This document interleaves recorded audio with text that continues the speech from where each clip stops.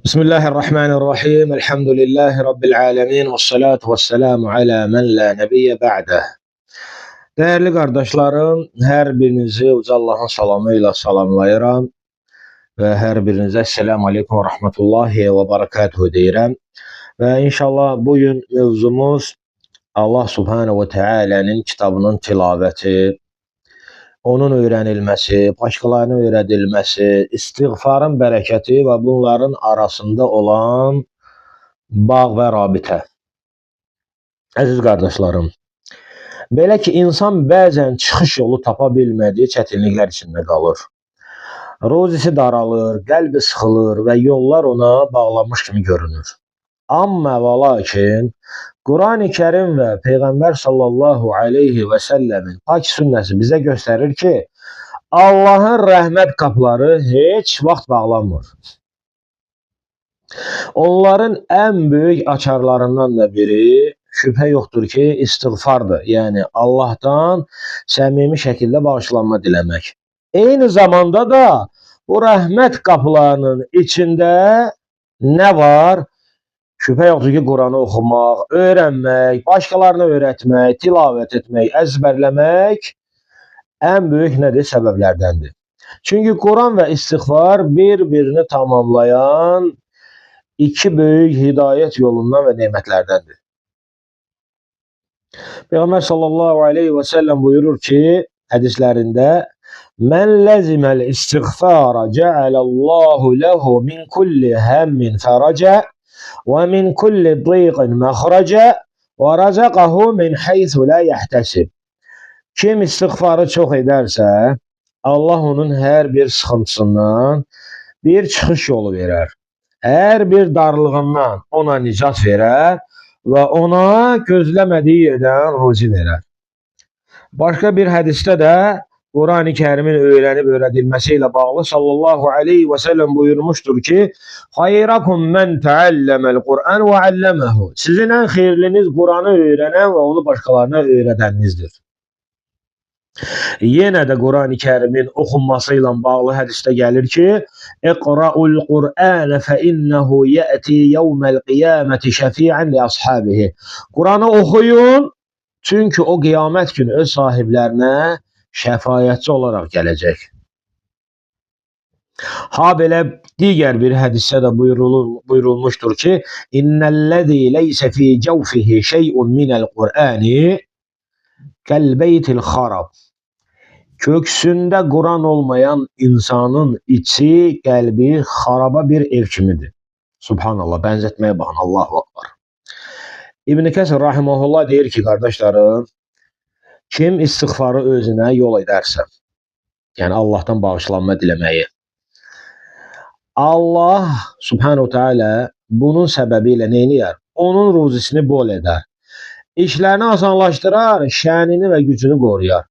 Yəni İbn Kəsir rahimehullah bu sözləri, bu mənanı izah edərək deyir ki, Allahdan bağışlanma diləmək nəyə səbəbdir, nəyə vəsilədir? Ruzinin artmasına, işlərin asanlaşmasına, bərəkətin gəlməsinə və insanın gücünün, qüvvətin və halının qorunmasına və digər xeyirlərə aparan səbəblərdəndir.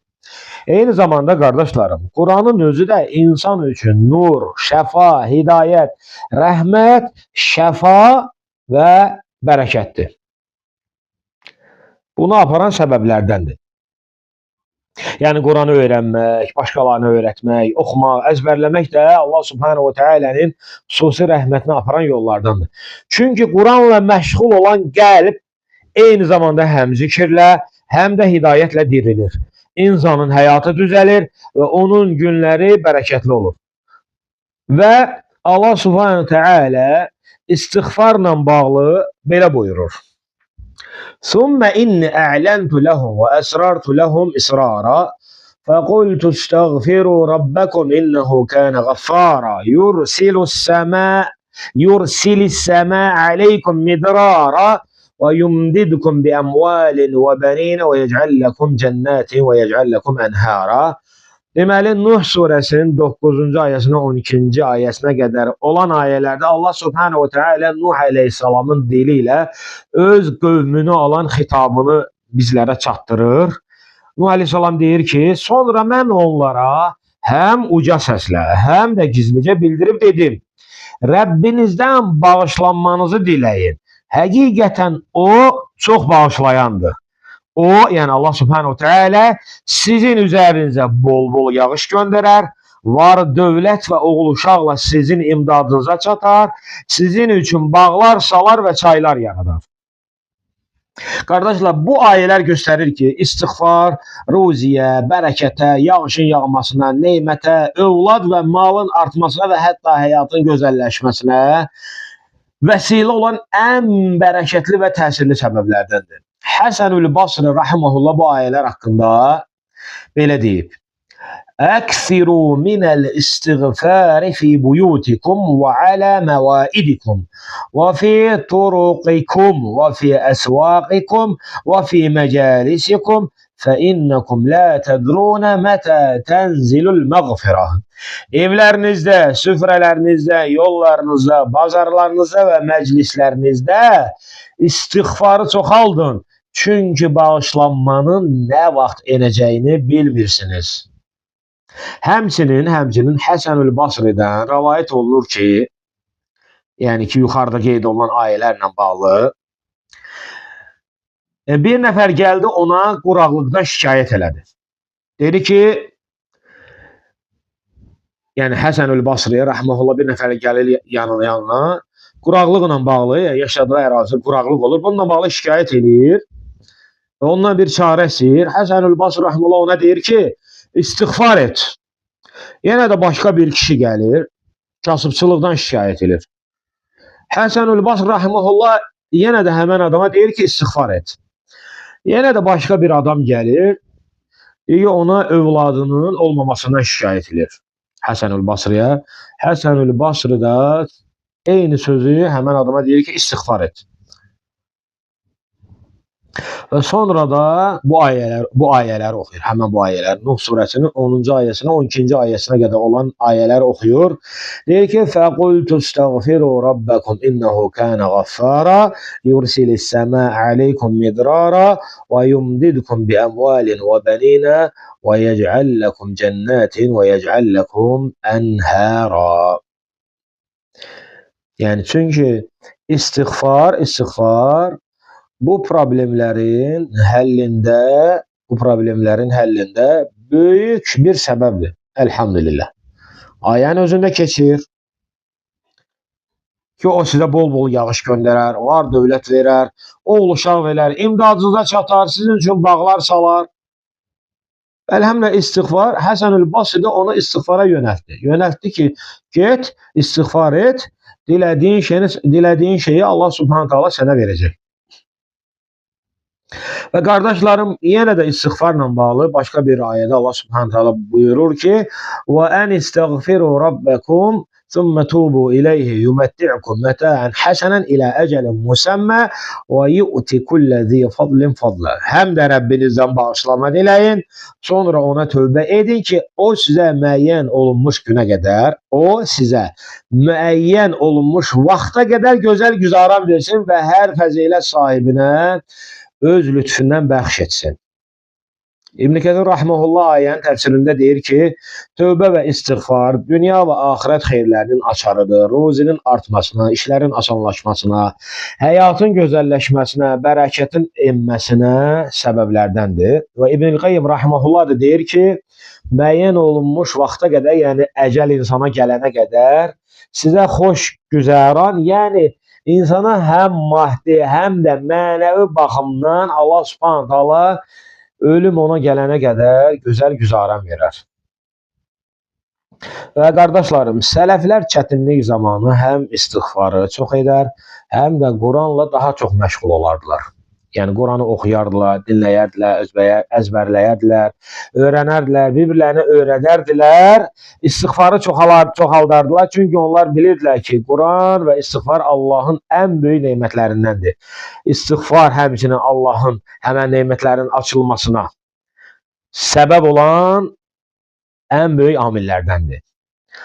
Quranın tilabəti, öyrədilməsi, əzbərlənməsi isə bərəkəti özünə cəlb edər. Bu əməl insanın qəlbini dirildər. imanını gücləndirər, vaxtına bərəkət verər və Allah Subhanahu taalanın kitabı ilə yaşamağa neyniyər? Həmən insanı yönəldər. Peyğəmbər sallallahu aleyhi və səlləm buyurur ki, Quranı öyrənən və öyrədən insanlar ən xeyirli insanlardır. Və Quran qiyamət günü öz sahibinə şəfaət edəcək, onu nurla qarşılayacaq və onun üçün dərəcələr qaldıracaqdır. Yəni, həmçinin Quranla məşğul olan evlərə də rəhmət edər.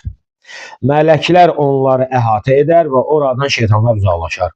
Bu səbəbdən də Quranla davamlı məşğul olmaq həm dünyada bərəkət, həm də axirətdə yüksəlik səbəbidir.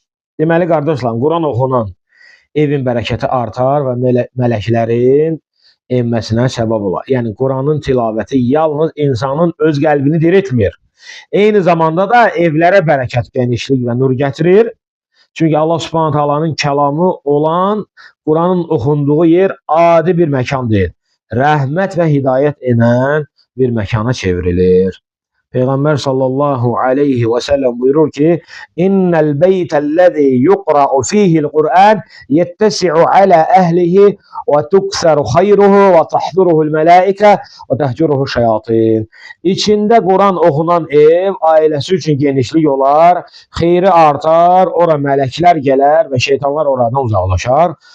Digər bir hədisdə də Peyğəmbər sallallahu aleyhi və səlləm buyurmuşdur ki, وَمَا اجْتَمَعَ قَوْمٌ فِي بَيْتٍ مِّن بُيُوتِ اللَّهِ يَتْلُونَ كِتَابَ اللَّهِ وَيَتَدَارَسُونَهُ بَيْنَهُمْ إِلَّا نَزَلَتْ عَلَيْهِمُ السَّكِينَةُ وَغَشِيَتْهُمُ الرَّحْمَةُ وَحَفَّتْهُمُ الْمَلَائِكَةُ وَذَكَرَهُمُ اللَّهُ فِي مَنْ عِندَهُ. Allahın evlərindən bir evdə bir toplum, bir qrup insan toplaşıb Allahın kitabını oxuyar və bir-birlərini öyrədərsə, onların üzərinə aramlıq, bir sakitçilik, sükunət enər, onları rəhmət bürüyər, mələklər onları əhatə edər və Allah Taala onları öz yanında olanlarla xatırladar.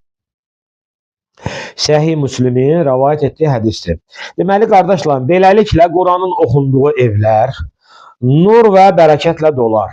Mələklərin enməsinə səbəb olar, şeytanların uzaqlaşdığı bir mühitə çevrilər, qəlblərə bir sükunət, rahatlıq gətirər və Allah Subhanahu taaladan sonda istəyirəm ki, Allah Taala evlərimizi Quran oxunan, öyrənilən və öyrədilən və zikrlə dirilən evlərdən etsin. Allah Subhanahu Teala bizləri Quranla yaşayan, haqqı ilə tilavət edən, onu öyrənən, başqalarına öyrədən, oxuyan, əzbərləyən və çoxlu istiğfar edən bu qullarından eləsin. Subhanakallahumma və bihamdik, nəşhədu ən la ilahə illə ən, nəstəğfiruka və nətubu iləyh. Ən doğrusunu uca Allah bilir. Vəssalamu aleykum və rəhmətullahi və bərəkatuhu.